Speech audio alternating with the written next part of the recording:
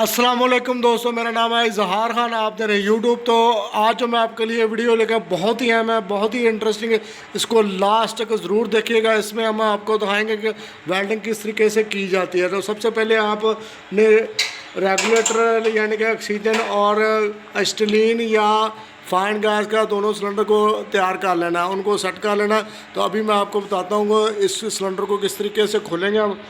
तो सबसे पहले आप देख रहे होंगे ये सामने हमारे सिलेंडर है। तो इसको मैं चाबी को सबसे पहले खोलूँगा, रेगुलेटर को लूज़ कर लूँगा अगर टाइट है तो इसमें अब इसमें आप देख सकते हैं अभी गैस इतनी ज़्यादा नहीं, कम है प्रेशर, इसलिए ये आपको नज़र आ रहा होगा। तकरीबन कह लें कि ये ऊपर 500 की रेंज है, तो कह लें कि 100 के करीब, 100 से नीचे ये इसमें प्रेशर शो हो रहा है। वैसे इसमें 2000 के राउंड अबाउट ऑक्सीजन के सिलेंडर का प्रेशर होता है। और आगे वाला जो, जैसा कि मैंने आपको बताया, आगे वाली जो सुई है उसमें हम जो मतलूबा प्रेशर को सेट करना होता है इस रेगुलेटर से, वो हम सेट करेंगे। तो अभी मैंने इस सिलेंडर को पीछे से खोल लिया है।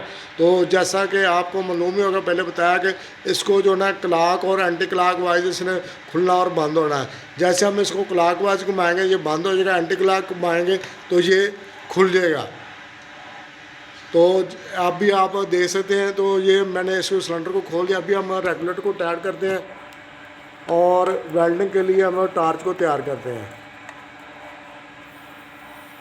तो इसमें इतना ज़्यादा प्रेशर नहीं है। अभी आप देख सकते हैं इसकी आवाज़ भी सुनाई दी होगी। जैसे हम इस रेगुलेटर को टाइट करते हैं, ये इसमें एक स्प्रिंग होता है, स्प्रिंग जाके उसको प्लंजर को बिठा देता है, जो नीडल लगी होती है गैस को आगे ऑक्सीजन को भेजने के लिए।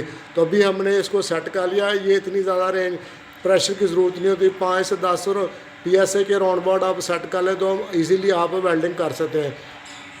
तो दोस्तों इसी तरह एस्टिलीन का सिलेंडर है, तो उसका जो ना रेगुलेटर तो इतना सही नहीं है, ख़राब है, टूटा हुआ, इसलिए मैंने इसको कवर कर दिया।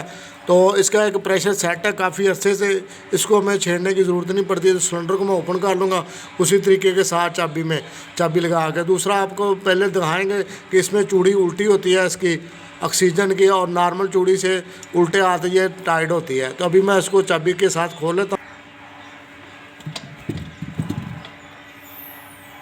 तो ये भी खुल चुका है। अभी हम वेल्डिंग के लिए हमारी टार्च तैयार हो चुकी है। तो जैसा अब हम आ जाते टार्च के पास। तो जैसा कि दोस्तों आप दोनों में वाल देख रहे होंगे लगे हुए, तो ये वाला जो वाल है ये एस्टिलीन का या फाइन गैस अगर आपने इसके साथ अटैच किया तो ऊपर वाला वाल जो ना आग जलाने के लिए और नीचे वाला जो है ना ऑक्सीजन के लिए है। तो जैसे ही हम इसको चलाना शुरू करेंगे, सबसे पहले आपने आग को जलाना, शोला जलाना है। तो उसके बाद आपने उसके हिसाब से जो है ना ऑक्सीजन गैस को खोलेंगे तो हमारी वेल्डिंग टार्च जो ना चल जाएगी। तो इसको बंद करने का उसी तरह तरीका है। सबसे पहले आपने जो है ना, तो जब वेल्डिंग और टार्च को बंद करना तो आपने उसी तरीके से बंद करना। सबसे पहले आपने ऑक्सीजन को बंद करेंगे और उसके बाद आपने आग वाले वाल को बंद करना है। तो इसमें आप देख भी रहे होंगे किस तरफ ये खुलना है और बंद होना है, बिल्कुल उसी तरह से जैसे वाल आमतौर पर बंद होते हैं और खुलते हैं। तो इसमें आप देख रहे होंगे ऑन और ऑफ लिखा हुआ है। अगर आप पहले आग को बंद कर देंगे, ऑक्सीजन को नहीं बंद करेंगे, तो उससे एक धमाका पैदा होता है, ठीक है। तो उससे बचने के लिए, बैकफायर के बचने के लिए तरीकाकार ये है कि सबसे पहले आप जो है ना ऑक्सीजन को बंद करें, उसके बाद आप जो ना शोले का जो आग का है उसको पहले आप बंद करें। एस्टिलीन है या फाइन गैस अटैच है तो सबसे पहले उसको आप बंद करें। अभी हम आपको चला के भी दिखाते हैं दोस्तों।